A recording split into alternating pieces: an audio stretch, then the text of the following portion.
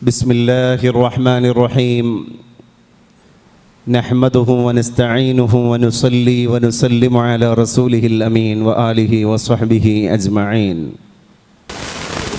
വിശുദ്ധമായ ഇഅ്തികാഫിന്റെ നിയത്തോടുകൂടെ അല്ലാഹുവിന്റെ മസ്ജിദിൽ നമ്മൾ എല്ലാവരും ഒരുമിച്ച് കൂടിയത് നാഥനായ തമ്പുരാൻ നമ്മളിൽ നിന്ന് സ്വീകരിക്കട്ടെ. അല്ലാഹു ആഫിയത്തും ഇസ്സത്തുമുള്ള ദീർഘായുസ്സ് നമുക്കും നമ്മളുമായി ബന്ധപ്പെട്ട ഉത്തരവ് നൽകി അനുഗ്രഹിക്കട്ടെ. നമ്മുടെ രോഗങ്ങളെ അല്ലാഹു ശിഫയാക്കട്ടെ. അല്ലാഹു നമ്മളിൽ നിന്ന് മണ്ണാക്കി പോയവർക്കും ഉപ്പുറത്ത് നൽകട്ടെ. അല്ലാഹു നമ്മളെല്ലാവരും ആക്തിപത്ത് നന്നായി മരിക്കുന്ന മുഅ്മിനീങ്ങളിൽ ഉൾപ്പെടുത്തി അനുഗ്രഹിക്കുമാറാകട്ടെ.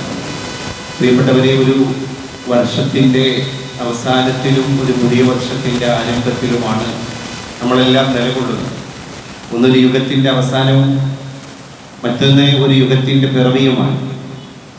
ഇത് രണ്ടും വളരെ നിർണായകമാണ്. ഒരു സത്യവിശ്വാസിയെ സംബന്ധിച്ചിടത്തോളം യുദ്ധം ഹറാമാക്കപ്പെട്ട 2 മാസങ്ങളാണ്.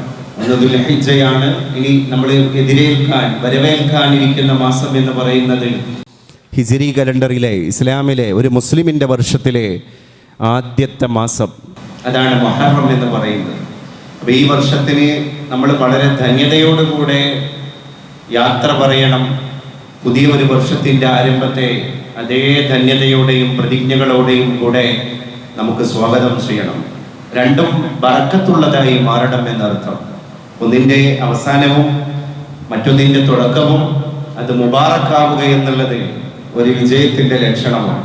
അപ്പോൾ നമ്മൾ നല്ല അമലുകളൊക്കെ ചെയ്ത് അമലുകളിലൂടെ ഒരു വർഷം അവസാനിക്കുന്നതും അമലുകളെ കൊണ്ട് ഒരു വർഷം തുടങ്ങുന്നതും അത് വല്ലാത്തൊരു ബൂസ്റ്റിംഗ് എനർജിയാണ് നമ്മുടെയൊക്കെ ഉള്ളിൽ ഉണ്ടാക്കുന്നത്. നമ്മളൊരു വർഷത്തിൻ്റെ തുടക്കത്തിൽ ദുആ ചെയ്യാൻ, അല്ലാഹുമ്മ ജഅൽ അവ്വല ആമിന ഹാദാ സ്വലാഹ വഔസതഹു നജാഹ വആഖിറഹു ഫലാഹ യാ റബ്ബൽ ആലമീൻ.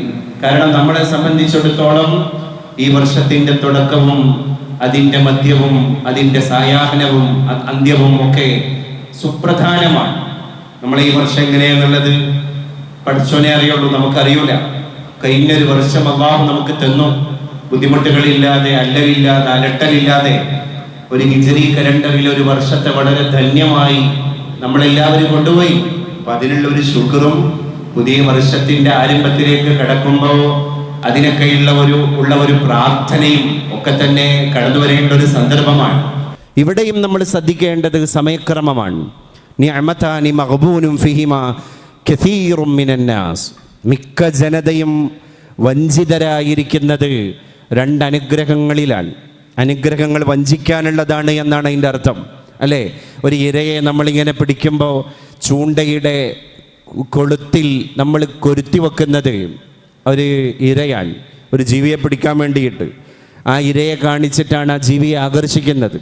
അതൊരു തരത്തിൽ ചീറ്റിംഗ് ആണ്. അതിൽ ആ ട്രാപ്പിൽ ആ പാവം മത്സ്യം അല്ലെങ്കിൽ ഏതാണോ അതിൻ്റെ വ്യാപന്നം അത് പെട്ടുപോവാൻ. അതുപോലെ നമ്മളെ ഒരു ചൂണ്ടലിൻ്റെ മുകളിൽ കൊരുത്തിയിട്ട് നമ്മുടെ മുമ്പിലേക്ക് എറിഞ്ഞു തന്ന ഒരു ഇരയാണ് അസ്വിഹത്തു വൽ ഫറാഗ്. നല്ല ആരോഗ്യമുള്ള സമയത്താണ് മനുഷ്യന് ഊർജ്ജം ഉണ്ടാവുക. ആരോഗ്യമുള്ള സമയത്താണല്ലോ ഓടാന്, ചാടാന്, പിടിക്കാന്, നടക്കാന്, അത് ചെയ്യാന്, സാഹസങ്ങളിൽ ഏർപ്പെടാന് ഒക്കെ മനുഷ്യന് വലിയൊരു പ്രമോഷനാണത്. മാത്രമല്ല അതിന് സമയം വേണം, സാവകാശം വേണം. അതാണ് അസ്വിഹത്തു വൽ ഫറാഗ്. ഒഴിവ് സമയവും അതുപോലെ തന്നെ ആരോഗ്യവും, ഇത് രണ്ടും സമ്മേളിക്കുന്ന യൗവനം, അല്ലേ? ഇത് രണ്ടും സംഗമിക്കുന്ന നമ്മുടെ യുവത്വത്തിൻ്റെ പ്രസരിപ്പ്. അപ്പം അതിനെ നമ്മൾ ശരിക്ക് കടിഞ്ഞാണിട്ട് പിടിക്കണമെന്നാണ്. അസ്വിഹത്തു വൽ ഫറാഗ്, ഒഴിവ് സമയവും ആരോഗ്യവും നിങ്ങൾ വളരെ ഗൗരവത്തോടുകൂടെ ഗൗനിക്കേണ്ട നിങ്ങൾക്ക് നൽകപ്പെട്ട 2 അനുഗ്രഹങ്ങളാണ്. ആ 2 അനുഗ്രഹങ്ങളെയും മനുഷ്യൻ ശ്രദ്ധയോടെ കൈകാര്യം ചെയ്യണം. ശ്രദ്ധയോടെ കൈകാര്യം ചെയ്താൽ മറ്റു കാലങ്ങളിൽ കിട്ടുന്നതിനേക്കാൾ നമുക്ക് എനർജി ഇവിടെ കൺസ്യൂം ചെയ്യാൻ കഴിയും, കൂലി നമുക്ക് ഉണ്ടാക്കിയെടുക്കാൻ കഴിയും. ഇപ്പം എല്ലായിടത്തും അങ്ങനെ തന്നെയാണ്. അപ്പം ആ കാര്യങ്ങൾ ശ്രദ്ധയോടുകൂടെ ഈ മുഹറം മാസം അതിനെ സ്വാഗതം ചെയ്യുന്നതിൻ്റെ തുടക്കത്തിൽ തന്നെ അങ്ങനെ ഒരു പ്രതിജ്ഞ നമുക്ക് കെടുക്കാൻ കഴിഞ്ഞാൽ അത് വലിയൊരു ആവേശവും ഊർജവുമായി നമ്മുടെ ഒരു പുതിയ വർഷത്തെ ആ രീതിയിൽ മോൾഡ് ചെയ്യാൻ സഹായിക്കും എന്ന് നമുക്കൊക്കെ മനസ്സിലാക്കാൻ സാധ്യമാകണം. അൽ വഖ്തു സൈഫുൻ, സമയം ഒരു ഖഡ്ഗമാണ്, സമയം ഒരു കരവാളാണ്.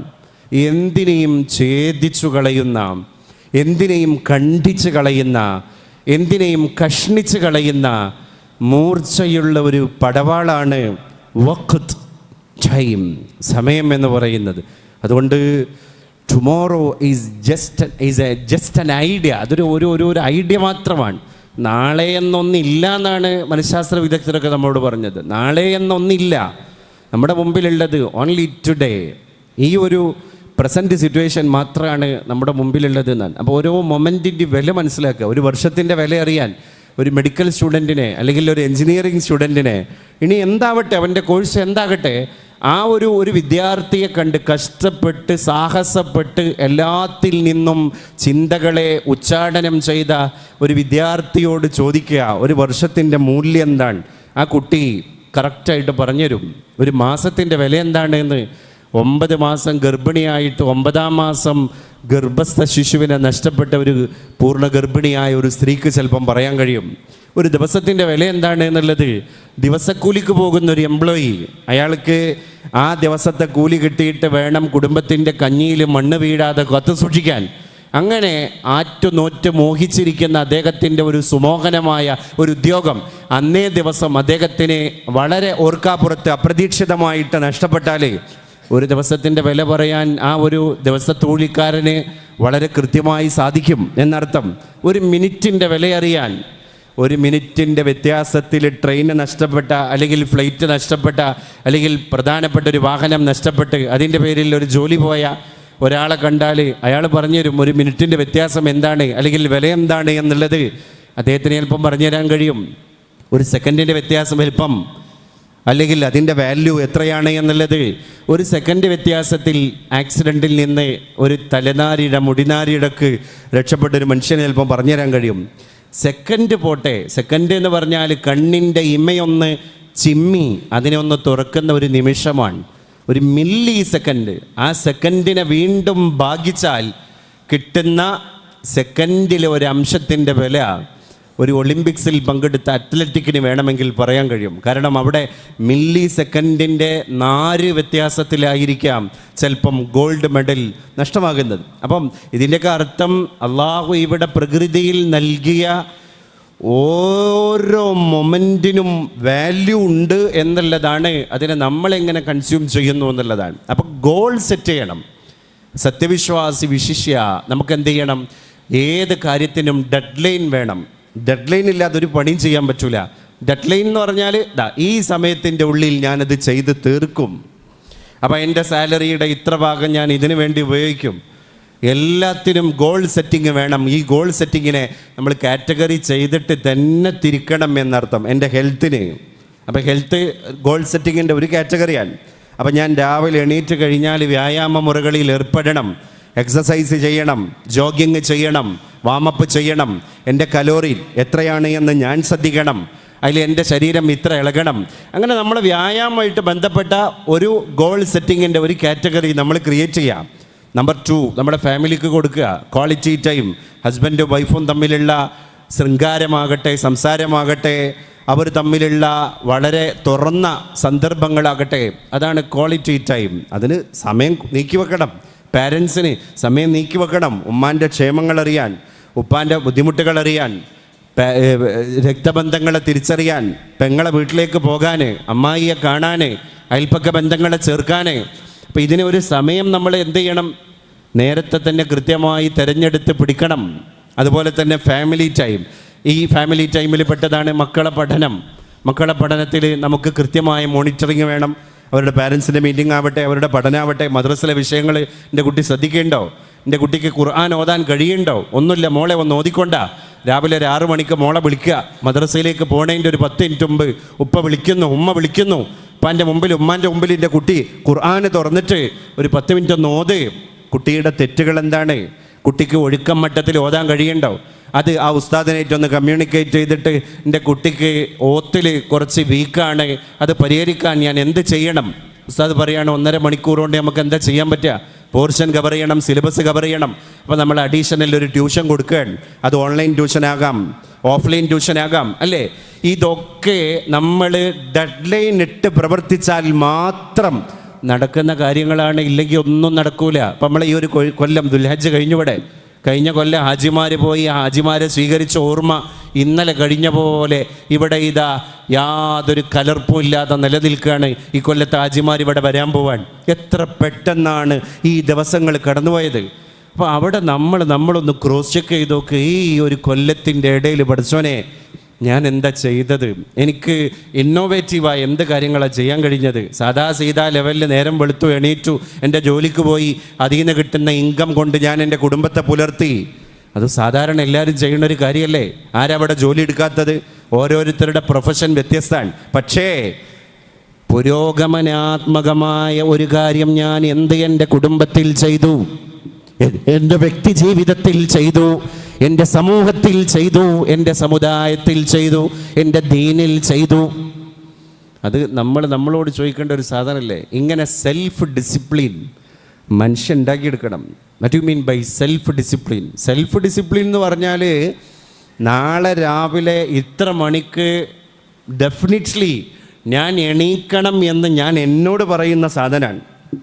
അങ്ങനെ നാളെ രാവിലെ ഏർലി മോർണിംഗിൽ എണീക്കുന്നു, സുബഹി നിസ്കരിക്കുന്നു, ഖുർആൻ ഓതുന്നു, വ്യായാമം ചെയ്യുന്നു, പ്രാതൽ കഴിക്കുന്നു, അത്യാവശ്യമൊക്കെ ചെയ്ത് ജോലിക്ക് പോയി, നന്നായി ജോലി ചെയ്ത് 1-2 പൊതുപ്രവർത്തനങ്ങളും ചെയ്ത് അന്ന് രാത്രി അവനിങ്ങനെ കിടക്കുമ്പോൾ ഒരു ദുശ്ശീലത്തിലേക്ക് ഇന്ന ദിവസം ഞാൻ പോയിട്ടില്ല, ഒരു സമയത്തിൻ്റെ എൻ്റെ ഒരു മൊമെൻ്റ് പോലും ഞാൻ വെറുതെ നഷ്ടപ്പെടുത്തിയിട്ടില്ല.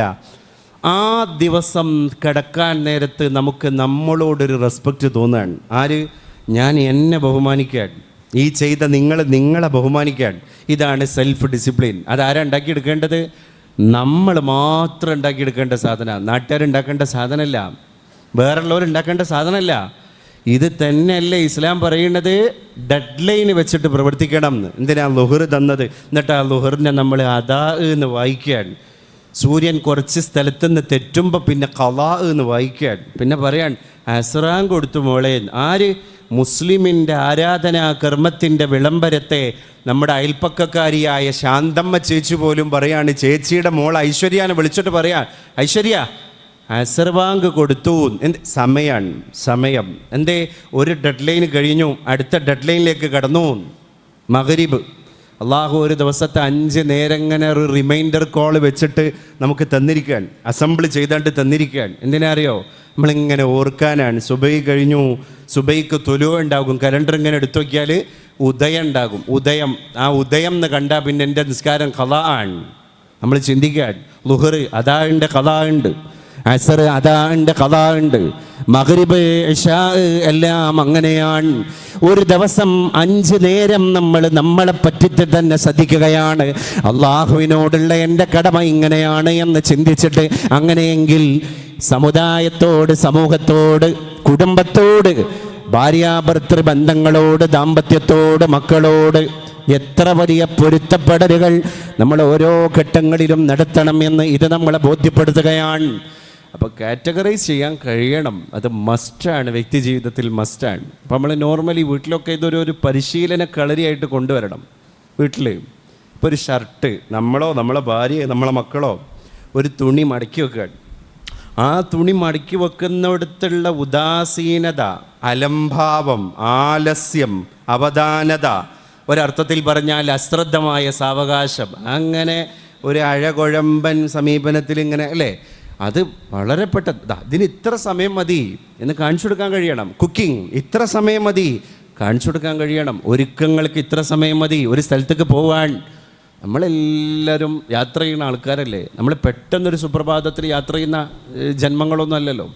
എത്ര യാത്രകൾ നമ്മൾ പോയിട്ടുണ്ട്. ആ പരിപാടി, ഈ പരിപാടി, അത് മീറ്റിംഗ് ആകാം, ഗ്യാതറിംഗ് ആകാം, സെലിബ്രേഷൻ ആകാം, എന്തോ ആവാം. പക്ഷെ അവിടെയൊക്കെ ഒരു മനുഷ്യൻ ഒരുങ്ങുക എന്നുള്ളത് മുൻധാരണകളോട് കൂടെ കാണാൻ കഴിഞ്ഞാൽ, ഇപ്പോൾ ഡ്രസ്സ് അയൺ ചെയ്ത് വെക്കുകയാണ്. ആ ഡ്രസ്സ് അയൺ ചെയ്ത് വെക്കുകയാണ്. ആ ഒരുങ്ങുന്ന നേരത്തെ ഇതിനു വേണ്ടിയിട്ട് പുറപ്പെടുക. ആ സമയത്ത് കറണ്ട് ഉണ്ടാവില്ല, അല്ലെങ്കിൽ വോൾട്ടേജ് ഉണ്ടാവില്ല.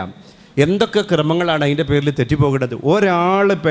ഒരാൾ ഡിലേ ആയി കഴിഞ്ഞാൽ എത്ര ആളുടെ സമയത്തിൻ്റെ, ഇപ്പോൾ എല്ലാവരും ഒരുപോലെ അല്ലല്ലോ. മനുഷ്യന്മാർ സമയത്തിന് ഭയങ്കര പ്രാധാന്യം കൊടുക്കുന്ന ആൾക്കാരുണ്ടാകും. ചില ആൾക്കാരാണെങ്കിൽ സമയത്തിന് ഒരു പ്രാധാന്യം ഉണ്ടാവില്ല. സമയം അങ്ങനെ നഷ്ടപ്പെട്ടാലും അവർ ആ വിഷയം തന്നെ അറിഞ്ഞിട്ടുണ്ടാകില്ല. അവർ വലിയ ദ്രോഹം ചെയ്യേണ്ടത്. കാരണം അവരെ സമയം നഷ്ടപ്പെടുത്താമെന്ന് മാത്രമല്ല, വേറുള്ളവൻ്റെ വ്യക്തി ജീവിതത്തിലേക്ക് അറ്റാക്ക് ചെയ്ത് കയറിയിട്ട് അവൻ്റെ ഓരോ മൊമെൻറ്റുകളെയാണ് വർത്തമാനം പറഞ്ഞാണ്ട് നഷ്ടപ്പെടുത്തുന്നത്. അങ്ങനെ ഉണ്ടാവും. അപ്പം നമ്മൾ സമയത്തിന് വില കൊടുക്കാത്ത ആളാണെങ്കിൽ നാം അഭിമുഖീകരിച്ചു കൊണ്ടിരിക്കുന്ന ഒരാൾ, അയാൾ അത്യാവശ്യം വായനയുള്ള ആളാണ്, നല്ല ചിന്തയുള്ള ആളാണ്, അല്ലെങ്കിൽ ക്വാളിറ്റി ടൈം കാണുന്ന ആളാണ്. അങ്ങനെ അയാൾ നമുക്ക് മനസ്സിലാക്കി കഴിഞ്ഞാൽ അറ്റ്ലീസ്റ്റ് അയാളെ ഫ്രീ ആക്കുക എന്നുള്ളതെങ്കിലും നമ്മൾ സമൂഹത്തോട് ചെയ്യുന്ന വലിയൊരു കോൺട്രിബ്യൂഷനാണ്. കാരണം എന്താണ്? ഇല്ലെങ്കിൽ നമ്മൾ സ്വയം പഴക്കുക, വേറുള്ളവരെ പഴപ്പിക്കുക, വാലും മുതലുമായി മാറുകയാണ്. സമയം വളരെ പ്രധാനപ്പെട്ടതാണ് എന്ന് വിചാരിച്ച് ഇപ്പോൾ ഇതിൽ സമയത്തൊക്കെ നമ്മൾ ഓരോ വിഭാഗങ്ങളായിട്ട് ഡീസെൻട്രലൈസ് ചെയ്യുമ്പോൾ, ഈ വികേന്ദ്രീകരണം നടത്തുമ്പോൾ അതിൽ അർജൻ്റ് ഉണ്ട്, നോട്ട് അർജൻ്റ് ഉണ്ട്, ഇമ്പോർട്ടൻ്റ് ഉണ്ട്, നോട്ട് ഇമ്പോർട്ടൻ്റ് ഉണ്ട്, അല്ലേ? അതിനെങ്ങനെ നമ്മൾ മനസ്സിലാക്കും? ഇപ്പം അർജൻറ്റ് എന്ന് പറയുന്നത് എല്ലാവരും പെട്ടെന്ന് ഇടപെടേണ്ട ഒരു സാധനമാണ്. ഇപ്പോൾ ഒരു ആൾ നമ്മളെ കൂട്ടത്തിൽ ഇങ്ങനെ ഇരിക്കുന്നതിൻ്റെ ഇടയിൽ അൺകോൺഷ്യസ് ആയി, ആ പരിപാടിയൊക്കെ തൽക്കാലം നമ്മൾ മാറ്റി വെച്ചിട്ട് അയാളെ കോൺസെൻട്രേറ്റ് ചെയ്യുക, അയാളെ ശ്രദ്ധിക്കാൻ, അയാളിലേക്ക് ഇറങ്ങാൻ. ഇപ്പം എല്ലാ കാര്യവും ഒരു മനുഷ്യൻ്റെ ജീവിതത്തിൽ അങ്ങനെയാണോ? അർജൻ്റ് അല്ലാത്ത എത്ര കാര്യങ്ങളുണ്ട്, ഇമ്പോർട്ടൻ്റ് ആയ കാര്യങ്ങളുണ്ട്, ഇമ്പോർട്ടൻ്റ് അല്ലാത്ത എത്ര കാര്യങ്ങളുണ്ട്. അപ്പം എന്താണ് എൻ്റെ ജീവിതത്തിൽ ഇമ്പോർട്ടൻ്റ്? ആ ഇമ്പോർട്ടൻറ്റിന് പ്രിവിലേജ് കൊടുക്കുന്ന, അതിന് പ്രിഫർ ചെയ്യുന്ന രീതിശാസ്ത്രങ്ങൾ നമ്മളെ കുടുംബത്തിൽ തന്നെ വളർന്നു വന്നാൽ, ഒരു കുടുംബത്തിൽ 5 ആളുണ്ടെങ്കിൽ 6 ആളുണ്ടെങ്കിൽ 1 മണിക്കൂർ ഒരു ദിവസം സേവ് ചെയ്യാൻ കഴിഞ്ഞാൽ 6 പെരുക്കണം 1 മണിക്കൂർ. അപ്പോൾ 6 മണിക്കൂറാണ് ആ വീട്ടിൽ സേവ് ചെയ്യാൻ കഴിഞ്ഞത്. സമയത്തിൻ്റെ വിലയാണത്. അത് ഉപ്പക്ക് കാണിച്ചു കൊടുക്കാൻ കഴിയണം, അത് ഉമ്മാക്ക് കാണിച്ചു കൊടുക്കാൻ കഴിയണം, അത് മക്കൾക്ക് കാണിച്ചു കൊടുക്കാൻ കഴിയണം. അങ്ങനെ എന്ന് വിചാരിച്ച് നമ്മളെല്ലാവരും ഒരു മൾട്ടി ടാസ്കിലേക്ക് പോകാനും പാടില്ല. കാരണം മാ ജഅലല്ലാഹു ലിറജുലിൻ മിൻ ഖൽബൈനി, അല്ലാഹു തആല ഒരു മനുഷ്യന് ഒരു ഹൃദയം, ഒരു ചിന്താധാരയെ കൊടുത്തിട്ടുള്ളൂ എന്നാണ്. ഒറ്റ ഖൽബ്, ഒരാൾക്ക് ഒരു ഖൽബേ ഉള്ളൂ. ആ ഒരു ഖൽബായിട്ട് അയാൾക്ക് ഒരു സമയത്ത് ഒന്നേ ചിന്തിക്കാൻ കഴിയുള്ളൂ, ഒരുപാട് കാര്യം ചിന്തിക്കാൻ കഴിയൂല. അപ്പം നമ്മളെ അവോയ്ഡ് ഡിസ്ട്രാക്റ്റിംഗ് മോഡ്, നമ്മളെ ഡിസ്ട്രാക്ഷൻ നമ്മൾ ഒഴിവാക്കുക. അപ്പം നമ്മളെ ശ്രദ്ധ തെറ്റിക്കുന്ന എന്തൊക്കെ കാര്യങ്ങൾ ഇന്നത്തെ ലൈഫിലുണ്ട്. അപ്പം നമ്മൾ ആദ്യം ചിന്തിക്കേണ്ടത് എൻ്റെ നല്ല ശീലങ്ങളെ ശീലങ്ങൾക്ക് തടസ്സമായി നിൽക്കുന്ന കാര്യത്തെ ഞാൻ നിഷ്കരുണം കട്ട് ചെയ്യാം. ഉദാഹരണമായിട്ട് നമ്മൾ അത്യാവശ്യമൊക്കെ വായനാശീലമുള്ള ഒരാളായിരുന്നു എങ്കിൽ ഇപ്പോൾ എൻ്റെ വായനാശീലത്തെ ബ്ലോക്ക് ചെയ്യണത് എൻ്റെ ഫേസ്ബുക്കിനോടുള്ള അടിമത്തമാണ് എന്ന് ഒരാൾ തിരിച്ചറിഞ്ഞാൽ, ആ FB അയാൾ മനഃപൂർവ്വം സാഹസത്തോടു കൂടെ കട്ട് ചെയ്ത് അയാളുടെ വായനാശീലത്തേക്ക് തിരിച്ചു വന്നാൽ 2 ദിവസം കൊണ്ട് അയാൾക്ക് കിട്ടുന്ന ഒരു സാധനമാണ് സംതൃപ്തി എന്ന് പറയുന്നത്. സംതൃപ്തി ഇല്ലെങ്കിലോ ആ ദുശ്ശീലം ഇങ്ങനെ തുടരും. പിന്നെ ആ വായന മരിക്കാൻ, അയാളും മരിക്കാൻ. അയാളിലൂടെ ഒരു തലമുറ ജീവിച്ചിരുന്നു. അയാളുടെ നല്ല അക്ഷരക്കൂട്ടുകളിലൂടെ അധ്യാപകരാകാം. ഇപ്പോൾ ഒരു വായനാശീലമുള്ള ഒരാൾ എന്ന് പറഞ്ഞാൽ അധ്യാപകൻ തന്നെ ആവണമെന്നുണ്ടോ?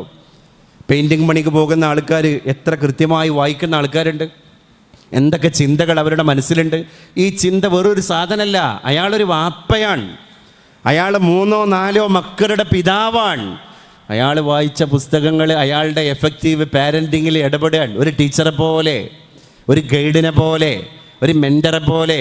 അപ്പോൾ അയാൾ not only a father, now he's a mentor. അദ്ദേഹത്തിൻ്റെ മക്കൾ അദ്ദേഹത്തിൻ്റെ മെൻറ്റീസാണ്, അദ്ദേഹത്തിൻ്റെ സ്റ്റുഡൻസാണ്, അദ്ദേഹത്തിൻ്റെ തർബിയത്തിൽ വളരുന്ന ആൾക്കാരാണ്. എൻ്റെ ഉപ്പ എന്നെ അങ്ങനെ പഠിപ്പിച്ചത്, എൻ്റെ ഉപ്പ എനിക്ക് പകർന്നു നൽകിയ ശീലം അതാണ്. നോക്കൂ നിങ്ങൾ, എത്ര ഭവ്യതയോടുകൂടെയാണ് ആ കുട്ടി അത് വിളിച്ചു പറഞ്ഞത് ലോകത്തോട്. കാരണം ഉപ്പ പകർന്ന സുശീലം, നല്ല ശീലത്തെ ഈ കുട്ടി ഒരു സിഗ്നേച്ചറാക്കി മാറ്റാൻ. അപ്പോൾ ഒരു സമയം കൊണ്ട് തന്നെ ഒരുപാട് കാര്യം നമുക്കാർക്കും ചെയ്തു തീർക്കാൻ കഴിയൂല, അല്ലേ? അറബിയിലൊരു ചൊല്ലുണ്ട്, തൊലബുൽ കുല്ലി ഫൗത്തുൽ കുല്ലി. എല്ലാം ഒരു സമയത്ത് ആർജിച്ചെടുക്കുക എന്ന് പറയുന്നത് എല്ലാം നഷ്ടപ്പെടുത്തുന്നതിന് സമാനമാണ്. അങ്ങനെ കഴിയൂല. വളരെ പതിയെ നമുക്ക് ഓരോ കാര്യങ്ങൾ ചെയ്തു തീർക്കാൻ പറ്റുമല്ലോ, അത് ചെയ്യാം. അപ്പോൾ ഡിസ്ട്രാക്ഷൻ മോഡിലേക്ക് നമ്മൾ പോകാതിരിക്കുക എന്നർത്ഥം. അപ്പോൾ അതിൽ ഏകോപനം, ഖുശൂഉ, ഹുളൂറുൽ ഖൽബ്, ഇസ്ലാം പറഞ്ഞല്ലോ. നിസ്കാരത്തിന് ഒരാൾ തക്ബീർ കെട്ടുമ്പോൾ അയാൾ വേണ്ടത്, അയാളെ മനസ്സാണ് പഠിച്ചവന് വേണ്ടത്. നോക്ക് നിങ്ങൾ, ഉദ്ഹിയ്യത്ത് അറക്കണ നേരത്തെ അള്ളാഹു പറഞ്ഞ എന്താ? ലൻ യനാലല്ലാഹ ലുഹൂമുഹാ വലാ ദിമാഉഹാ. നിങ്ങൾ അറുക്കുന്ന മൃഗത്തിൻ്റെ ചോരയും മാംസവും അല്ല അള്ളാഹുവിൻ്റെ അടുക്കലേക്ക് കടന്നു വരുന്നത്. വലാകിൻ യനാലുഹു തഖ്വാ മിൻകും, അറുക്കുന്ന നേരത്ത് നിങ്ങൾ നിങ്ങളുടെ മനസ്സിൽ കുടിയിരുത്തിയ ചിന്തയാണ്, പ്രതിജ്ഞയാണ്, നീയത്താണ്, ഭയഭക്തിയുടെ മൂർച്ചയാണ് അള്ളാഹുവിൻ്റെ അടുക്കലേക്ക് പറന്നു പോകുന്നത്. അപ്പൊ റബ്ബ് സ്വീകരിക്കുന്നത് ഖൽബിനെയാണ്. അള്ളാഹുവിന് വേണ്ടി തക്ബീർ കെട്ടുന്നൊരു മനുഷ്യൻ പറയുന്നത് ഉസല്ലി ഫർള സ്വലാത്തി ളുഹ്രി, ഞാൻ ളുഹ്ർ നിസ്കരിക്കുകയാണ്, ഇമാമോട് കൂടെയാണ്, ഖിബ്ലക്ക് മുന്നിട്ടിട്ടാണ്, അതാ ആയിട്ടാണ്. ആർക്ക് വേണ്ടിയാണ്? ലില്ലാഹി തആല, എൻ്റെ പരിശുദ്ധവാനായ ആരാധ്യനായ പരിശുദ്ധ റബ്ബിന് വേണ്ടിയാണ്. ഞാൻ അവൻ്റെ അടിമയാണ്. അടിമയെന്ന അർത്ഥത്തിൽ ഉടമക്ക് നിർവഹിക്കേണ്ട കടമ എൻ്റെ മനസ്സുകൊണ്ടാണ് ഞാൻ നിർവഹിക്കുന്നത്, എൻ്റെ ശരീരം കൊണ്ടുപോലുമല്ല.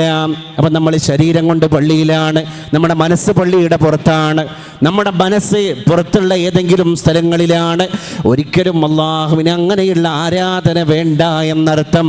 അള്ളാഹുവിന് വേണ്ടത് ഖുശുവാൻ. ഇപ്പം കൽബ് കൊണ്ട് ഹൃദയം, അതിനാണ് ഈ ഹൃദയപരത എന്ന് നമ്മൾ പറയുന്നത്. അത് ലൈഫിലേക്കൊന്ന് പറിച്ചു കേട്ടോക്ക്, അപ്പോൾ ഡിസ്ട്രാക്ഷൻ ഉണ്ടാകില്ല. ഇന്നിപ്പോൾ നമ്മുടെ ഈ ഇലക്ട്രോണിക് ഗാഡ്ജറ്റ്സ് ലൈക്ക് TV അല്ലെങ്കിൽ മൊബൈൽ ഫോൺ, നമ്മുടെ ഈ സ്ക്രീൻ ലൈഫ്, ഇതൊക്കെ ഒരർത്ഥത്തിൽ നമ്മളെ ചെങ്ങല, നമ്മൾ ഫിസിക്കലി അങ്ങനെ ഒരു ചെങ്ങല കാണുന്നില്ലെങ്കിലും ഏതോ ഒരു അദൃശ്യമായ ചെങ്ങലയിൽ നമ്മളൊക്കെ തളച്ചിടപ്പെട്ടിട്ടുണ്ടല്ലോ. നമ്മളെ പഴയ ശീലങ്ങളൊന്നും ഇന്ന് നമ്മളെ കൂടെ ഇല്ലല്ലോ, നമ്മളെ പഴയ ചിരി ഇന്ന് നമ്മളോട് കൂടെ ഇല്ലല്ലോ. അവർ പുതിയ മുഹറമിൻ്റെ തുടക്കത്തിൽ ഒരു പ്രതിജ്ഞ, ഞാനൊരു മനുഷ്യനാകും എന്നൊരു പ്രതിജ്ഞ. മൻ അത്അമ അത്അം, ആരാണ് പാവങ്ങൾക്ക് ഭക്ഷണം കൊടുക്കുന്നത്, ആരാണ് അങ്ങോട്ടുള്ള പ്രയാണത്തിൽ സംസാരങ്ങളെ ശ്രദ്ധിക്കുന്നത്, ആർക്കും ബുദ്ധിമുട്ടില്ലാത്ത വർത്തമാനങ്ങൾ പറയുന്നത്, സുന്നത്തായ നോമ്പുകളെ എടുക്കുന്നത് ആരാണ്? മറം വരെയാണ്. മറത്തിലെ നോമ്പ് എന്ന് പറഞ്ഞാൽ അല്ലേ, അഫ്ളലു സിയാമി ബഅദ ശഹ്രി റമളാൻ, റമളാൻ കഴിഞ്ഞാൽ ഭൂമിയിൽ നിങ്ങൾ നോമ്പ് നോൽക്കാൻ ശ്രേഷ്ഠതയുള്ളത് ശഹ്റുല്ലാഹിൽ മുഹറം, അള്ളാഹുവിൻ്റെ മാസമായ മുഹറമാണ്. അവിടെ ഷഹ്റുല്ലാ എന്ന് പറഞ്ഞു, ഷഹ്റുല്ലാ അള്ളാന്റെ മാസം എന്ന് പറഞ്ഞാൽ മുഹറം. നീ നമ്മൾ നാളെ സ്വീകരിക്കാൻ പോകുന്ന മാസത്തെ പറ്റി പറയാൻ ഷഹ്റുല്ലാ. ഏതുപോലെ അൻ ത്വഹിറ ബൈതിയ ലിത്വാഇഫീൻ, തവാഫ് ചെയ്യാൻ വരുന്ന ആൾക്കാർക്ക് വേണ്ടി എൻ്റെ ഭവനത്തെ നിങ്ങൾ ശുദ്ധമാക്കണം, പരിശുദ്ധമാക്കണം. അള്ളാഹു പറഞ്ഞില്ലേ, ബൈതിയ അല്ലേ, എൻ്റെ വീടാണ് കഅബ. അപ്പൊ കഅബക്ക് അള്ളാഹു കൊടുത്തൊരു പ്രാധാന്യം. ഖുർആനിൽ അള്ളാഹു സ്വാലിഹ് നബിയുടെ ഒട്ടകത്തെ പറ്റി പറയുന്നുണ്ട്. നാഖത്തുല്ലാഹി വസുഖിയാഹാ, അള്ളാഹുവിൻ്റെ ഒട്ടകം, സ്വാലിഹ് നബിയുടെ ഒട്ടകം എന്ന് പ്രയോഗിക്കുന്നതിന് പകരം നാഖത്തുല്ലാഹ്, അള്ളാഹുവിൻ്റെ ഒട്ടകം. എന്താ ആ ജീവിക്ക് അള്ളാഹു കൊടുത്തൊരു ഒരു പ്രത്യേകത അറിയിക്കാനാണ്. ഇതുപോലെയാണ് നബിതങ്ങൾ മുഹറം മാസത്തിലെ നോമ്പിനെ പറ്റി പറഞ്ഞത്. അഫ്ളലു സിയാമി ബഅദ ശഹ്രി റമളാൻ ശഹ്റുല്ലാഹിൽ മുഹറം, അള്ളാഹുവിൻ്റെ മാസമായ മുഹറമാണ്. അപ്പം മുഹറമിനെ അതിൻ്റെ ഒരു പ്രാധാന്യത്തോടെ കാണാം. അവിടെയും സമയത്തിൻ്റെ പ്രാധാന്യം നമുക്ക് മനസ്സിലാക്കാനും അതനുസരിച്ച് മുന്നോട്ട് പോകാനും ഒക്കെ നമുക്ക് കഴിയുമെന്നർത്ഥം. അപ്പോൾ നമ്മളൊരു മൈൻഡ്ഫുൾനെസ്, അതിൻ്റെ ഒരു പ്രാക്ടീസ് മോഡിലേക്ക് പോവുക. മൈൻഡ്ഫുൾനെസ് എന്ന് പറഞ്ഞാൽ തന്നെ ഹുളൂറുൽ ഖൽബ്, സ്കരിക്കുന്ന നേരത്ത് സഹാബ, നിങ്ങൾക്ക് എല്ലാവർക്കും വേണ്ടത് ഹുളൂറുൽ ഖൽബാണ്. മദീനത്തെ പള്ളിയിൽ അല്ലാഹുവിൻ്റെ റസൂൽ പറഞ്ഞു കൊടുത്തൊരു കാര്യമാണ്. അതന്നെയാണ് ഈ മൈൻഡ്ഫുൾനെസ് എന്ന് പറയുന്നത്. ഹുളൂർ ഖൽബ് ഇവിടെ ഹാദിറാവുക. നമ്മളൊരു ദിവസം ആ വിഷയം മാത്രം ഇവിടെ ചർച്ച ചെയ്തിട്ടുണ്ട്. ഖൽബ് ഹാദിറ, തക്ബീർ കെട്ടി അല്ലേ, അതോടുകൂടെ നമ്മളെ ഖൽബ് പള്ളിയിൽ നിന്ന് ഇറങ്ങി പോവുക. സലാം വീട്ടിയതിൻ്റെ ശേഷമാണ് പിന്നെ ആൾ പള്ളിക്ക് കയറി വരുന്നത്. നമ്മൾ ഫിസിക്കലി ഇവിടെ ഉണ്ടായി ഒരു കാര്യമില്ല. അവിടെ ഹുദൂർ, ഇവിടെ ഹാദിറാകേണ്ടത്, ഇവിടെ സഫ് കെട്ടേണ്ടത്, ഇവിടെ തക്ബീർ കെട്ടേണ്ടത്, ഇവിടെ സുജൂദ് ചെയ്യേണ്ടത് നമ്മളല്ല, നമ്മുടെ ഖൽബാണ്. ഇങ്ങനെ ഓരോ കർമ്മത്തെ പറ്റി ഒന്ന് ചിന്തിച്ചു നോക്ക്. അപ്പം പിന്നെ ആർക്കോനും വേണ്ടി ഓക്കാനിക്കുന്ന ഒരു പ്രക്രിയ നമ്മളെടുത്തുണ്ടാകില്ല. അയൽപ്പക്ക ബന്ധം ചേർക്കുകയാണെങ്കിൽ അത് ഹുദൂറുൽ ഖൽബോട് കൂടെ ആയിരിക്കും. ഭാര്യയോട് സംസാരിക്കുകയാണെങ്കിൽ അത് ഹുദൂറുൽ ഖൽബോട് കൂടെ ആയിരിക്കും. അതിനൊക്കെ അള്ളാഹു കൂലി തരാണല്ലോ. ഈ ഹുദൂറുൽ ഖൽബില്ലെങ്കിലോ കൂലി പോവാൻ, കൂലി നഷ്ടപ്പെടാൻ. അങ്ങനെ ഓരോ മിനിറ്റിലും നമ്മൾ ജീവിക്കുക. ഇപ്പം എന്ന് പറഞ്ഞാൽ ചില മണിക്കൂറിലൊക്കെ നമ്മൾ ഡെഡായി പോകുന്നുണ്ട്. ദിവസങ്ങളോളം നമ്മൾ മരിച്ചെടുക്കുകയാണ്. അപ്പം റസൂലുള്ളാഹി തങ്ങൾ സമയത്തിൻ്റെ വില പറഞ്ഞു കൊടുത്തിട്ട് പറഞ്ഞ എന്താ, നമ്മളെ പഴയ ആരാണ് പാവങ്ങൾക്ക് ഭക്ഷണം കൊടുക്കുന്നത്, കലാം ആരാണ് അങ്ങോട്ടുള്ള പ്രയാസം ശ്രദ്ധിക്കുന്നത്, ആർക്കും ബുദ്ധിമുട്ടില്ലാത്ത വർത്തമാനങ്ങൾ പറയുന്നത്, അദാമസുയാം സുന്നത്തായ നോമ്പുകളെ എടുക്കുന്നത് ആരാണ്. മുഹറം വരികയാണ്. മുഹറത്തിലെ നോമ്പ് എന്ന് പറഞ്ഞാൽ അല്ലേ അഫ്ളലു സിയാമി ബഅദ ശഹ്രി റമളാൻ, റമളാൻ കഴിഞ്ഞാൽ ഭൂമിയിൽ നിങ്ങൾ നോമ്പ് നോൽക്കാൻ ശ്രേഷ്ഠതയുള്ളത് ഷഹ്റുല്ലാഹിൽ മുഹറം, അള്ളാഹുവിൻ്റെ മാസമായ മുഹറമാണ്. അവിടെ ഷഹ്റുല്ലാ എന്നാ പറഞ്ഞത്. ഷഹ്റുല്ലാ അള്ളാൻ്റെ മാസം എന്ന് പറഞ്ഞാൽ മുഹറം. നീ നമ്മൾ നാളെ സ്വീകരിക്കാൻ പോകുന്ന മാസത്തെ പറ്റി പറയാൻ ഷഹ്റുല്ലാ. ഏതുപോലെ അൻ തൊഹിറ ബൈത്തിയ ലിത്വാഇഫീൻ, തവാഫ് ചെയ്യാൻ വരുന്ന ആൾക്കാർക്ക് വേണ്ടി എൻ്റെ ഭവനത്തെ നിങ്ങൾ പ്രതിജ്ഞ എടുത്തത് എന്ന് നമ്മളെ മനസ്സ് നമ്മളോട് തന്നെ ഇങ്ങനെ പറഞ്ഞുകൊണ്ടിരിക്കുകയാണ്, റിപ്പീറ്റ് ചെയ്തുകൊണ്ടിരിക്കുകയാണ്. അപ്പോൾ ആരാ നമ്മളെ ചാലഞ്ച് ചെയ്യേണ്ടത്? നമ്മളെ ഗോൾസാണ്. നമ്മൾ ക്രിയേറ്റ് ചെയ്ത് നമ്മൾ സെറ്റ് ചെയ്ത് വെച്ച, നമ്മൾ സേവ് ചെയ്ത് വെച്ച നമ്മളെ ഗോൾസ് തന്നെയാണ് നമ്മളെ ചാലഞ്ച് ചെയ്യേണ്ടത്. അങ്ങനെ ആകുമ്പോൾ എപ്പോഴും അലേർട്ടായി, എപ്പോഴും ലൈവായി, ഒരു ഡെഡ് മോഡിലേക്ക് പോവാതെ, മരിച്ചൊരു മയ്യത്തായി മാറാതെ നമ്മളങ്ങനെ ജീവിക്കും. അവന് പിന്നെ നേരം ഉണ്ടാവില്ല. അവിശ്രമം എന്ന് പറയില്ല നമ്മൾ, വിശ്രമമില്ലാത്ത ജീവിതത്തിനാണ് നമ്മളത് പറയാം. അയാൾക്ക് ഒന്ന് കഴിഞ്ഞാൽ ഒന്ന്, ഫഇദാ ഫറഗ്ത ഫൻസബ്, ഒന്നിൽ നിന്ന് വിരമിച്ചാൽ അടുത്തതിലേക്ക് ഇറങ്ങൂ നബിയേ. ആയിഷ ബീവി പറയാൻ, അങ്ങനെ ഒന്നിൽ നിന്ന് വിരമിക്കുമ്പോഴേക്ക് അടുത്ത സ്റ്റെപ്പിലേക്ക് പോകുന്ന പരിശുദ്ധ ഭർത്താവിനെ ഞാൻ കണ്ടത് മാ യുറാ ഫാരിഗൻ ഖത്തു, ഒരിക്കലും ഫ്രീ ആയിരിക്കുന്ന മുഹമ്മദ് പ്രവാചകനെ ഞാൻ കണ്ടിട്ടില്ല. സല്ലല്ലാഹു അലാ മുഹമ്മദ് സല്ലല്ലാഹു അലൈഹി വസല്ലം. ഒരിക്കലും ഫ്രീ ആയിരിക്കുന്ന, 1000 കൊല്ലം ഒരു മനുഷ്യൻ പട്ടിയായി ജീവിക്കുന്നതിനേക്കാൾ അഭിലഷണീയം അരനിമിഷം ഒരു പുലിയായി ജീവിക്കലാണ്. അതാണ് ഓരോ മിനിറ്റിലും ജീവിക്കുക, ഗോൾസ് നമ്മൾ സെറ്റ് ചെയ്യുക, നമ്മളെ തടസ്സങ്ങളെ നമ്മൾ നീക്കുക. അതിന് നമുക്ക് എനർജി നൽകുന്ന, മോട്ടിവേഷൻ നൽകുന്ന ഒരു നല്ല പാർട്ട്ണറെ നമ്മൾ ഹയർ ചെയ്യണം. നമ്മളെ ലൈഫ് പാർട്ട്ണർഷിപ്പിലേക്ക്, നമ്മളെ ബിസിനസ് പാർട്ട്ണർഷിപ്പിനേക്കാൾ ഏറ്റവും ഇമ്പോർട്ടൻ്റ് ആണ് ഫ്രണ്ട്ഷിപ്പിൻ്റെ ഒരു പാർട്ട്ണർഷിപ്പ് എന്ന് പറയുന്നത്. ചില സുഹൃത്തുക്കളുണ്ട്, ആ സുഹൃത്ത് കയറി വന്നതിൻ്റെ ശേഷമാണ് നമ്മളെ ജീവിതത്തിനൊരു താളം ഉണ്ടായത് എന്ന് നമ്മൾ പറയാറുണ്ട്. കാരണം എന്താണ്? അവൻ ക്രിയേറ്റിംഗ് മോഡിൽ ജീവിക്കുന്ന ആളാണ്, പോസിറ്റീവ് വൈബിൽ ജീവിക്കുന്ന ആളാണ്, റിമാർക്സ് ഇല്ലാത്ത ആളാണ്. അപ്പോൾ അതുകൊണ്ട് തന്നെ അവന് ഇങ്ങനെയുള്ള കാര്യങ്ങൾ എന്നെങ്ങനെ മോട്ടിവേറ്റ് ചെയ്തുകൊണ്ടിരിക്കും. അങ്ങനെ അവൻ എൻ്റെ ഉദാസീനതയെ എറൈസ് ചെയ്ത് കളഞ്ഞു. അവനൊരു എറൈസറായിരുന്നു. ഒരു പെൻസിൽ കൊണ്ട് കോപ്പി എഴുതാൻ പഠിപ്പിച്ച LKGയിലെ സ്കൂൾ ടീച്ചറെ പോലെ എൻ്റെ തെറ്റുകളെ എറൈസ് ചെയ്യാൻ വേണ്ടിയിട്ട് ഒരു തിരുത്തൽ ശക്തിയായി പ്രവർത്തിച്ച മൈ ബെറ്റർ പാർട്ട്ണർ, അവനാണ് എൻ്റെ സുഹൃത്ത്. അല്ലേ? റസൂലുള്ളാഹി തങ്ങൾ പറഞ്ഞില്ലേ, എന്ത്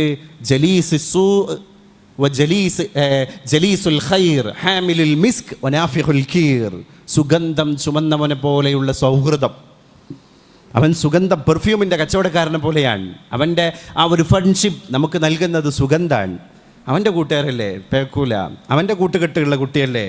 അപ്പോൾ എൻ്റെ ലൈഫിലൊരു താളം ഉണ്ടായി, നീ ഇങ്ങനെ പഠിക്കണം, ഇത്ര നേരം പഠിക്കണം, ഇത്ര നേരം ഓതണം, ഇത്ര നേരം എക്സസൈസ് ചെയ്യണം, ഇത്ര നേരം PSCക്ക് വേണ്ടി ഒരുങ്ങണം, ഇത്ര നേരം മെഡിറ്റേഷനിലേക്ക് പോകണം, ഇത്ര നേരം കുടുംബത്തെ നോക്കണം. അവനാണ് എൻ്റെ ലൈഫിന് ടൈം തന്നത്, സമയത്തിൻ്റെ വില തന്നത്. അവൻ എൻ്റെ ജീവിതത്തിലേക്ക് കയറി വന്നതിൻ്റെ ശേഷം എന്ന് പറയും. എന്നാൽ ജലീസ് സൂ ഉണ്ട്, ബാഡ് ഫ്രണ്ട്ഷിപ്പിൻ്റെ ആളുണ്ട്. അത്രയും കാലം നമ്മുടെ ലൈഫിലുണ്ടായിരുന്ന ഓർഡറിനെ മുഴുവൻ ഡെമോളിഷ് ചെയ്ത് തകർത്ത് തരിപ്പണമാക്കി കയ്യിൽ തന്നവനാണ് അവൻ. 10 മാസം കൊണ്ട് അവൻ എന്നെ കുത്തുപാളെടുപ്പിച്ചു, എൻ്റെ പഠനങ്ങൾ ഉഴപ്പി, ലഹരി തന്നു, MDMA എന്ത് എന്നെ പഠിപ്പിച്ചു, ഹൈബ്രിഡ് കഞ്ചാവും തമ്മിലുള്ള വ്യത്യാസം ടേസ്റ്റ് ചെയ്യുമ്പോഴേ മനസ്സിലാകൂ എന്നവൻ മോട്ടിവേറ്റ് ചെയ്തു. കുടുംബത്തിൽ നിന്ന് എന്നെ പുറത്താക്കി തന്നു, മഹലിൽ നിന്ന് എന്നെ പുറത്താക്കി തന്നു. ഇപ്പോൾ ഒറ്റപ്പെട്ടൊരു ജീവിതം ഞാൻ നയിക്കുകയാണ്. ബാങ്ക്രപ്റ്റ് വന്നിട്ട് കടക്കണി കൊണ്ട് മുടിഞ്ഞു. ഇന്ന് എന്നെ സഹായിക്കാൻ അവനില്ല.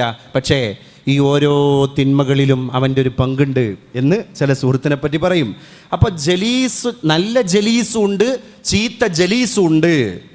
ഈ നല്ല ജലീസിനെ തിരഞ്ഞെടുക്കാനുള്ള ഒരു പുനർവിചിന്തനത്തിൻ്റെ അവസരമായി ഈ മുഹറമിൻ്റെ മുറ്റത്ത് നമ്മൾ നിൽക്കുമ്പോൾ എന്ത് ചെയ്യണം? നമ്മൾ ആ ഒരു അവസരത്തെ അങ്ങനെ തിരഞ്ഞെടുക്കണം. അപ്പോൾ നോട്ട് ബി എ പെർഫെക്ഷനിസ്റ്റ്, ലൈഫിൽ ഞാനൊരു പെർഫെക്ഷനിസ്റ്റ് ആണ് എന്നുള്ളൊരു വാദം, ഒരു ആർഗ്യുമെൻ്റ് നമുക്ക് ഒരിക്കലും ഉണ്ടാകരുത്. എന്ന് പറഞ്ഞാൽ എന്താ, ഈ പരിപാടിയായിട്ട് കഴിയട്ടെ, എന്നിട്ട് ഞാൻ ഇറങ്ങാൻ. ഇവൻ എന്നും അത് പറഞ്ഞുകൊണ്ടിരിക്കും. ഇവൻ വായിക്കൂല, ഇവൻ പ്രവർത്തിക്കൂല, ഇവൻ ചിന്തിക്കൂല, ഇവൻ പഠിക്കൂല. കാരണം എന്താണ്, അവനൊരു ടാർഗറ്റ് മുമ്പ് വെച്ചിട്ടുണ്ട്, അതാണ്ട് കഴിയട്ടെ. അത് കഴിയുമ്പോൾ അടുത്ത് വരുവാന്. ഇങ്ങനെ കാരണം പറഞ്ഞ് നീട്ടിവെച്ച് ഇങ്ങനെ ഒരു പ്രൊക്രാസ്റ്റിനേഷൻ നടത്തുന്ന ആൾക്കാരുണ്ട്, എല്ലാം പോസ്റ്റ്പോൺ ചെയ്യാൻ. മലയാളത്തിലൊരു ചൊല്ലുണ്ട്, തെര നിന്നിട്ട് കടലിലിറങ്ങാൻ. ആർക്കെങ്കിലും ചെയ്യാൻ കഴിയുമത്? ആ തെരൊന്ന് നിൽക്കട്ടെ, എങ്ങോട്ട് ഞാൻ ഇറങ്ങിയോളാം. ഇറങ്ങണേന് എനിക്ക് വിഷമമൊന്നുമില്ല, അതിലേക്ക് പേടിയില്ല. കടൽ എന്ന് പറഞ്ഞാൽ ഞാൻ അങ്ങനെ പേടിക്കണ ഒരു സാധനമല്ല. ഞാൻ ഇറങ്ങി അതിൻ്റെ ആഴം വരെ പോകും. പക്ഷേ ഈ തെരൊന്ന് നിൽക്കട്ടെ. എന്താ, ഓനെ ചെയ്യാൻ പോകണില്ല, അങ്ങോട്ട് പോരെന്ന് പറയും ബാക്കിയുള്ളവർ. ഈ പറഞ്ഞ പരിപാടിയാണ് ഈ പെർഫെക്ഷനിസ്റ്റിൻ്റെ പരിപാടി. കുടുംബത്തിൽ അങ്ങനെ ഒറ്റ ആളുണ്ടായാൽ മതി, ഇവൻ ആളുകളെ ഗൈഡ് ലൈനിൽ ചെയ്യുക, എല്ലാവരും പഴപ്പിക്കും. എന്നാ അങ്ങനെ ചെയ്താൽ മതി, ഇങ്ങനെ ചെയ്താൽ മതി. ഓരോ മുടന്ത ന്യായങ്ങൾ പറഞ്ഞ് നല്ലത് ചെയ്യുന്ന മക്കളുടെ ടൈം ഷെഡ്യൂളിനെ പോലും ഡിസോർഡർ ചെയ്യാം.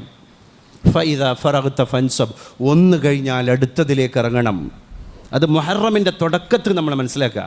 നമ്മളെ ഹാപ്പി ന്യൂ ഇയർ ഇവിടെയാണ്. കുല്ല ആം വഅൻതും ബിഖൈർ, അറബികൾ പറഞ്ഞു കേട്ടില്ലേ? മാസം കണ്ടാൽ ഈ ഒരു വർഷം എനർജിയുടെ, ഐശ്വര്യത്തിൻ്റെ, സൗഖ്യത്തിൻ്റെ, വിജയത്തിൻ്റെ വർഷമാകട്ടെ ആശംസിക്കുകയാണ്. ആശംസയോടുകൂടെ പ്രവർത്തിക്കും കൂടി ചെയ്യാൻ. അപ്പം അതിനാണ് ഇൻ്റർവെല്ല് തരുന്ന ഇസ്ലാം. നോക്കുകൾ റമദാൻ കഴിഞ്ഞു, ഇപ്പം അടുത്ത് കഴിഞ്ഞിട്ടുള്ളൂ. റമദാൻ ഇങ്ങോട്ട് കഴിഞ്ഞ് റമദാൻ്റെ ഒരു എനർജി ബൂസ്റ്റിങ്ങിൽ നമ്മളിങ്ങനെ പോന്ന്, പിന്നെ ഒരു ബ്രേക്ക് കിട്ടി. ആ ബ്രേക്ക് കഴിഞ്ഞ് പിന്നെ ദുൽഹജ്ജിലേക്ക് കടക്കുകയാണ്. പിന്നെ ദുൽഹജ്ജിൻ്റെ ആദ്യത്തെ 10 ദിവസത്തിൻ്റെ പോരിഷ നമ്മൾ ഓർക്കുകയാണ്, നോമ്പ് പിടിക്കുകയാണ്, ഹാജിമാരെ യാത്ര അയക്കുകയാണ്. അതൊക്കെ കഴിഞ്ഞ് ഒന്ന് റിലാക്സായി ഒരു ബ്രേക്ക് കിട്ടിയപ്പോഴേക്ക് നെക്സ്റ്റ് മുഹറം എത്തി. ഇനി മുഹറത്തെ സാമോദം സ്വീകരിക്കുകയാണ്, ഭവ്യതയോടുകൂടെ അതിനെ പുൽകുകയാണ്. അത് കഴിഞ്ഞാൽ ഇനി മുഹറം കഴിഞ്ഞ ഒരു ബ്രേക്ക്, ഷോർട്ട് ബ്രേക്ക്. അത് കഴിഞ്ഞാൽ പിന്നെ റബീഉൽ അവ്വൽ വരികയാണ്. റബീഉൽ അവ്വൽ വരുമ്പോൾ അള്ളാഹിൻ്റെ റസൂലിനെ നമ്മൾ ഓർക്കുകയാണ്, മൗലിദ് ചൊല്ലുകയാണ്, മദ്ഹ് കീർത്തനങ്ങൾ ഉരുവിടുകയാണ്. അത് കഴിഞ്ഞ് ഒരു ഷോർട്ട് ബ്രേക്ക്. പിന്നെ റജബ് വരികയാണ്. റജബ് വരുമ്പോൾ റജബിൻ്റെ അലിയൊലികളിൽ നമ്മൾ നിർവൃതി അടയാണ്. റജബ് കണ്ട് കഴിയുമ്പോഴേക്ക് പിന്നെ റമദാനിനെ സ്വീകരിക്കലായി. റമദാനിനെ സ്വീകരിച്ച് കഴിഞ്ഞൊരു ബ്രേക്ക് കിട്ടുമ്പോഴേക്ക് ദുൽഹജ്ജിനെ വീണ്ടും സ്വീകരിച്ചു. അപ്പോൾ എന്താ പറഞ്ഞത്? ഇന്ന് നമ്മളൊരു ദുൽഹജ്ജിനെ യാത്രയാക്കുക. ഇനി അടുത്ത ദുൽഹജ്ജിനെ സ്വീകരിക്കാൻ ഈ 2-3 ഇൻ്റർവെൽസേ ഉള്ളൂ. അപ്പോഴേക്ക് നമുക്കൊരു വയസ്സ് വീണ്ടും കഴിഞ്ഞു കടന്നു. നമ്മൾ ഖബറിലേക്ക് എത്താനുള്ള സഞ്ചാര വഴികളിൽ ഒരു കൊല്ലം കൂടി ഖബർക്കടുത്തു. ഒരു മിനിറ്റ് നമുക്ക് പോയാൽ എൻ്റെ മരണത്തിലേക്ക് ഞാൻ ഒരു മിനിറ്റ് കൂടി മിസ് ചെയ്തു, ഒന്നുകൂടി അടുത്തു എന്ന് പറയുന്ന ബുദ്ധിജീവികളുണ്ടായിരുന്നു. അങ്ങനെ സമയത്തെ പുനഃക്രമീകരിക്കാൻ സാധ്യമായാൽ പഠിക്കാൻ, ബന്ധങ്ങളെ പുലർത്താൻ, ഒരു മനുഷ്യനായി ജീവിക്കാൻ ഒക്കെ ഉള്ളിൽ നിന്നൊരു മോട്ടിവേഷൻ പുറത്തേക്ക് വരും. നമ്മൾ മറ്റുള്ളവർക്ക് ജീവിക്കുന്ന ഒരാളായി മാറും. അള്ളാഹു നമുക്ക് ബോധം നൽകി അനുഗ്രഹിക്കുമാറാകട്ടെ. അങ്ങനെ സമയങ്ങളെ ക്രമീകരിക്കാൻ നമുക്കൊക്കെ സാധ്യമാകട്ടെ. അങ്ങനെ ലക്ഷ്യത്തോടു കൂടെ പോവുക, അല്ലേ? ഉത്തർപ്രദേശിൽ നിന്ന് യുപിയിലെ ലക്നോയിൽ ശുഭാംശു ശുക്ല ഇന്ന് എവിടെയാണ്? ഇന്നലെ സന്ധ്യാനേരത്ത് 4 മണിയോടുകൂടെ 146 കോടി ഭാരതീയൻ്റെ ഹൃദയത്തിൻ്റെ തുടിപ്പ് പോലെ, നമ്മുടെ പ്രാർത്ഥന പോലെ ശുഭാംശു ശുക്ല ബഹിരാകാശ പേടകത്തിലേക്ക് ചേക്കേറി. 28 മണിക്കൂർ യാത്രയാണ്. പക്ഷേ ആ 28 മണിക്കൂർ കഴിഞ്ഞ് ബഹിരാകാശ പേടകത്തിൽ ഒരു ഇന്ത്യൻ വംശജൻ എത്തിച്ചേരാനുള്ള പ്രയാണത്തിൻ്റെ പിറകിൽ ഈ ശുഭാംശു എന്ന് പറഞ്ഞ ഈ കൊച്ചു ചെറുപ്പക്കാരൻ സഹിച്ച ത്യാഗങ്ങളെ, അതിനുവേണ്ടി എടുത്ത എഫേർട്ട്. ഇപ്പോൾ ആ പോയ പേടകത്തിൻ്റെ പൈലറ്റിൻ്റെ റോളിലാണ് ശുഭാംശു ശുക്ല എന്ന ഇന്ത്യൻ വംശജനുള്ളത്, അല്ലേ? അപ്പം അതിൻ്റെയൊക്കെ പിന്നിൽ ഒരു വലിയൊരു പ്രയാണമുണ്ട്. അതിനുവേണ്ടി അദ്ദേഹത്തിന് ഒരുപാട് കാര്യങ്ങൾ ത്യജിക്കേണ്ടി വന്നിട്ടുണ്ട്. എല്ലാം ത്യജിക്കുമ്പോഴാണ് നമ്മുടെ ലക്ഷ്യങ്ങളിലേക്ക്, നല്ല ഒരു പ്രാപ്തിയിലേക്ക് ഒരു മനുഷ്യൻ എത്തിച്ചേരാൻ സാധിക്കുക എന്നുള്ളതിൻ്റെ ഒരു ശുഭസൂചന അദ്ദേഹം നൽകുന്നുണ്ട്. നമ്മളെ കേരളത്തിന് അഭിമാനിക്കാനുള്ള വകയുണ്ട്. കാരണം നമ്മുടെ കാർഷിക സർവകലാശാലയിൽ നിന്ന് കുറേ വിത്ത് ഇനങ്ങളെ ബഹിരാകാശത്തേക്ക് പരീക്ഷിക്കാൻ വേണ്ടി കൊണ്ടുപോയിട്ടുണ്ട്.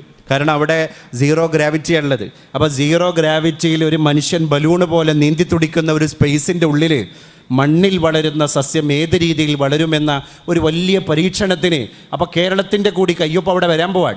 അങ്ങനെ ഒരുപാട് ഇൻവെൻഷനുകൾ ഇവിടെ ലോകത്ത് ജനിക്കുമ്പോൾ നമുക്കൊക്കെ ഖുർആനിനെ, ഇസ്ലാമിനെ, മുസ്ലിമിനെ, വിശുദ്ധ പ്രവാചക തിരുമേനിയുടെ ആശയങ്ങൾക്ക് അഭിമാനകരമായിരിക്കുന്നൊരു കാലിക പ്രസക്തി കൂടി ലഭിക്കുകയാണ്. കാരണം സ്പേസ് ഇസ്ലാമിന് അന്യല്ല. അത് ഖുർആനിൻ്റെ ഒരു ഭാഷയാണ്. അപ്പം അങ്ങനെയൊക്കെയുള്ളൊരു വായന പുതിയ ലോകത്ത് സജീവമാകട്ടെ. ഇസ്ലാം ഇസ്സത്തോടുകൂടെ ജയിക്കട്ടെ. ഇപ്പോൾ ഇറാൻ്റെ ഒരു കാര്യം, ഇറാനപ്പം ലോകം ഇങ്ങനെ പഠിച്ചുകൊണ്ടിരിക്കുകയാണ്. ഇത്ര കാര്യം ലോകത്തിൻ്റെ ചിത്രത്തിലില്ലാത്തൊരു രാജ്യത്തെ എങ്ങനെയാണ് ഇങ്ങനെ ചെറുത്ത് നിന്നത്, എങ്ങനെയാണ് ലോകത്തിൻ്റെ ഒരു അപ്പോസ്തലനെ കീഴടക്കിയത്?